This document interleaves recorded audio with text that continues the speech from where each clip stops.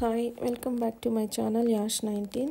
ఈరోజు video black pomfret fish fry. ఈరోజు ఇంట్లో ఉండే స్పైసెస్తోనే ఫిష్ మ్యారినేట్ చేస్తాము.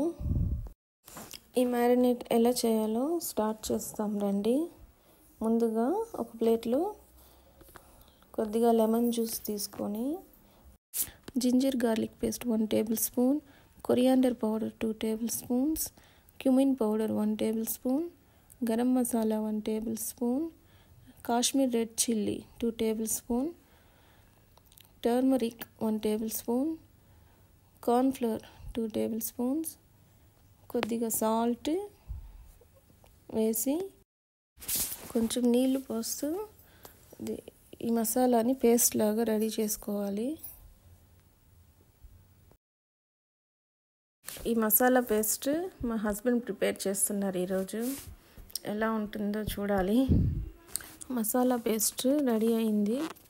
ఇప్పుడు క్లీన్ చేసి పెట్టుకున్న ఫిష్ ముక్కలను తీసుకొని ఒక్కొక్క ఫిష్కి మసాలా బాగా పట్టించాలి. ఇలా వీడియోలో చూపించిన విధంగా ట్రై చేయండి. ఇలా అన్ని చేపలకి మసాలా బాగా అంటించి ఒక ప్లేట్లో పెట్టుకొని ఒక 1 అవర్ అలానే వదిలేసేయండి. 1 అవర్ తర్వాత చూస్తే ఈ మసాలా అంతా చేపల్లో బాగా ఊరుండది. ఇప్పుడు ఫిష్ ఫ్రై ఎలా చేయాలో స్టార్ట్ చేస్తాం. ముందుగా ఒక ప్యాన్ పెట్టి దానిలో ఒక 2 టేబుల్ స్పూన్ ఆయిల్ వేసి కొంచెం హీట్ అయిన తర్వాత ఈ చేప ముక్కల్ని అందులో వేసి పైన కొద్దిగా ఆయిల్ వేసి లో ఫ్లేమ్లో పెట్టి బాగా ఫ్రై చేసుకోవాలి.